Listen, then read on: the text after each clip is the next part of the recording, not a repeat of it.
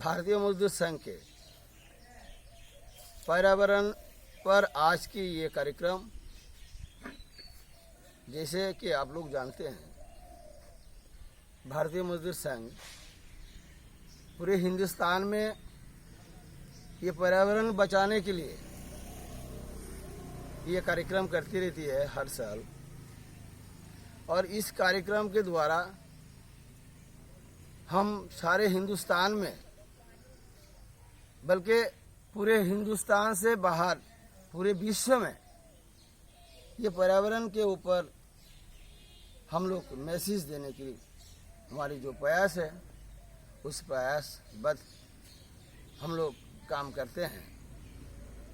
तो ये तो एक जिज्ञासा हो ही सकती है कि सारे विश्व में 5 जुलाई को इस पर्यावरण पर कार्यक्रम होती रहती है, हम लोग सभी जानते हैं। लेकिन ये 28 अगस्त को ये भारतीय मजदूर संघ इस पर्यावरण पर ये दिवस क्यों मनाते हैं, ये आज आपके सामने एक प्रश्न हो सकता है।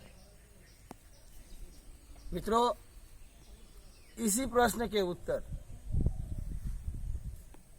और इस बारे में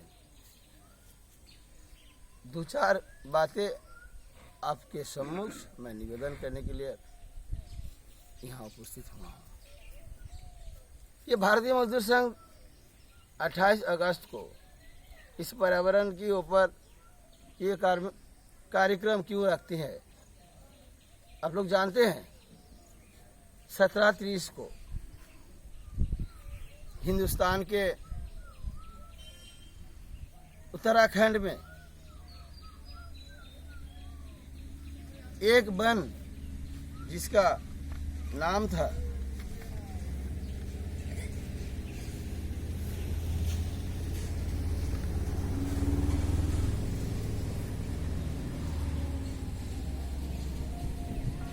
पिचको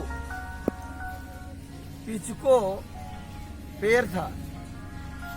जो पिचको पेड़ उत्तराखंड में बहुत मात्रा में उगती है, और उस पेड़ को बचाने के लिए ये उत्तराखंड के चामेली जिला में उपस्थित है।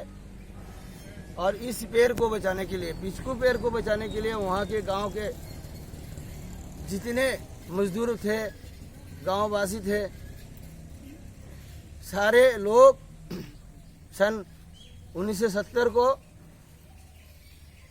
एक मुहिम छेड़ी थी, जिसके कारण वहाँ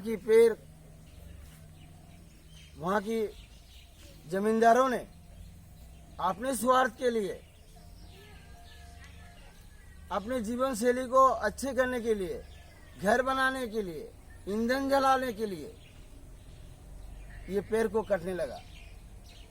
तब जाकर वहाँ के गांव के जितने सारे मजदूर थे,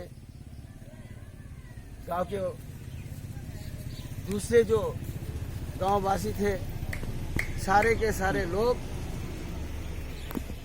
इसके विरोध में खड़ा हुआ था। आप सोच सकते हैं, आज से 17 साल, यानी कितने साल, 17 साल, 300 साल पहले इस पर्यावरण के लिए लोग उठ खड़े हुए थे। तब से इस जो पेड़ था, पिचकू पेड़, उस पेड़ को बचाने के लिए वहां से बहुत बड़े तादाद में लोग खड़े हुए थे। और इस खड़े होने के कारण बहुत बड़ा एक आंदोलन हुआ था। उस आंदोलन उत्तराखंड से लेकर, सारे भारत में उत्तराखंड से लेकर राजस्थान तक चल पड़ा था। तो इसी तरह ये अमृता देवी थे, जिनका नाम है अमृता बेनीवाल। वो राजस्थान के रहने वाले थे, जोधपुर के। तो जोधपुर में क्या हुआ, जोधपुर में ये खेजूरी जो पेड़ है, ये खेजूरी पेड़ की एक बहुत बड़ा एक वन था। वो उस वन में बहुत सारे पौधे थे और उस वन में दूसरे भी पौधे थे, गाछ लगे थे, हरियाली थे, बहुत सारे जंतु जानवर वहाँ बसते थे। और उसी वन को खत्म करने के लिए ये जोधपुर के महाराज अभय सिंह ने तैयार किया। उनके घर निर्माण करने थे, राजभवन में नया घर निर्माण होना था और ईंधन जलाना था। तो उन्होंने आदेश दिया महामंत्री को, जाओ हमारी नया घर निर्माण होगा, उस निर्माण के लिए आप खेजूरी जो है ना, वो खेजूरी पेड़ को आप काट के लाओ। तो महाराजा की इस निर्णय के बाद महामंत्री ने गांव वासियों को इतला किया। जैसे कि इस वन में 84 गांव थे, उस गांव में लोग बसते थे और इस वन के द्वारा ये लोग अपना जिंदगी गुजारा करते थे। इस कारण ये जो वन था बहुत महत्वपूर्ण था, बहुत काम इस पेड़ के द्वारा होता था। ईंधन भी होता है, लकड़ी भी होता है, निर्माण के काम पे भी आते थे। तो महाराजा क्या, वहाँ और दूसरा कोई वन नहीं था। आप लोग जानते हैं राजस्थान की हालत, रेगिस्तान है। तो जितने सारे वन विभाग के द्वारा हो सकता है वहाँ है, पर तब के समय उस कालखंड में ऐसा कोई वन नहीं था। तो ये खेजूरी वन था। तो इस वन के विनाश के लिए महाराजा ने अपने निर्माण के लिए, अपने स्वार्थ के लिए इन्होंने निश्चय किया कि इस वन की जो खेजूरी के पेड़ है उसको काट के लाओ। तो महाराजा की फरमान था, महामंत्री को मानना था। तो गांव में आके ढंढोरा पीट दिया, बोला कि इस पेड़ को हम लोग काटेंगे, आप लोग यहाँ से दूसरा चले जाओ, दूसरा कहीं और चले जाओ।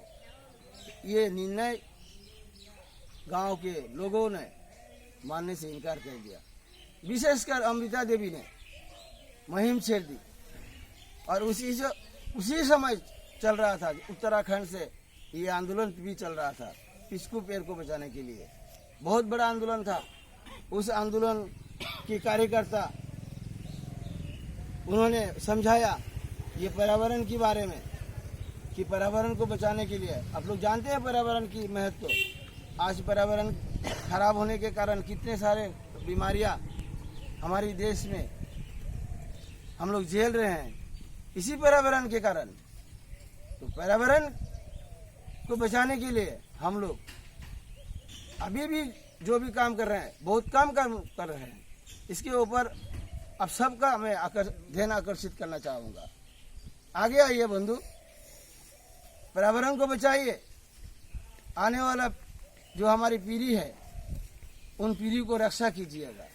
तो इसी तरह अमृता देवी ने राजा के विरोध प्रोटेस्ट किया, विरोध किया, गांव के लोगों को इकट्ठा किया। पर राजा बहुत नाराज थे। राजा ने फिर फरमान जारी कर दिया कि जाओ, जो विरोध करता है उसको मार डालो, काट डालो, पर हमें ये पेड़ चाहिए, ये लकड़ी चाहिए, किसी भी हालत में हमको ये चाहिए। तो महामंत्री ने गांव वासियों को पहले हटने के लिए बोला, फिर हटे नहीं, डटे रहे। इस डटने के कारण महामंत्री ने ऑर्डर दे दिया, चलो काट दो कुल्हाड़ी से। इसी तरह 666 लोगों की हत्या की गई है। अमृता देवी के 3 पुत्री थे और तीनों पुत्रियों ने निर्णय किया, जहाँ मेरी माँ की बात है, मेरी माँ ने कहा कि इस पर्यावरण को रक्षा करने के लिए हम लोग प्रतिवाद करने के लिए हम लोग आगे आए, वहाँ हम भी है। तो उनकी पुत्री ने प्रयास किया, उन पुत्रियों को भी ये राजा के लोगों ने मार दिया। अमृता देवी के सामने उनकी पुत्री की बलिदान हो गई। एक ये कारण था, क्या कारण था? पर्यावरण की रक्षा के लिए ये खजूरी पे जो पेड़ था वो बहुत महत्वपूर्ण था, इनको बचाना था। इसी तरह ये आंदोलन एक बहुत पैमाने में बहुत बड़ा आंदोलन हो गया था उस टाइम पे। 1973 में ये आंदोलन खत्म होने की समय की और आगे आया, राजा ने मान लिया। इस पेड़ के कारण राजा के जो राजपाट थे उसमें विद्रोह घोषणा कर दिया। राजा के जितने सारे सैनिक थे उस सैनिक में विद्रोह आ गया और राजपाट उनकी जाने की कगार के जैसा हो गया था। तो ऐसे ही चल के राजा फिर मान लिया था कि ठीक है, हम ये खजूरी पेड़ नहीं कटेंगे। अपने स्वार्थ के लिए घोषणा किया कि नहीं, खजूरी पेड़ नहीं कटेगा। उसके बाद इस खजूरी जो वन था उस वन में बहुत बड़ा आज हेरिटेज बना है और इस हेरिटेज में हमारे हिंदुस्तान के कितने लोग, लाखों करोड़ों लोग जाते हैं, उस हेरिटेज को देखते हैं। वहाँ सारे व्यवस्था पर्यटक के लिए किया गया। तो इसी तरह इस पर्यावरण को रक्षा किया। इसलिए भारतीय मजदूर संघ आज के दिन 28 अगस्त को इस पर्यावरण के रक्षा के लिए अमृता देवी की उनको श्रद्धा सुमन अर्पित करने के लिए उनकी इस आंदोलन को हम लोग नमन करते हैं। भारतीय मजदूर संघ नमन करता है। त्रिपुरा प्रदेश से और से हम भी नमन करते हैं। और इसी कारण और भी थोड़ा विस्तार से बात हो सकता था, समय की अभाव के कारण हम लोग ये कर नहीं पाए।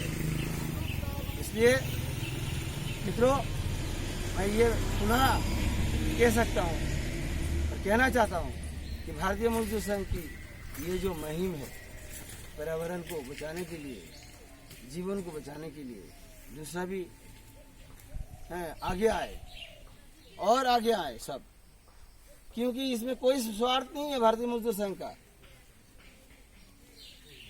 देश हित के लिए है, जन कल्याण के लिए है। और इसी तरह भारतीय मजदूर संघ को आप लोग आगे बढ़ाएंगे, ले जाएंगे, इसी आशा और शुभकामनाएं देते हुए मैं अपनी बातों को विराम देता हूँ। नमस्कार। क्लिक करते हो ना, शेष नहीं लिक्विड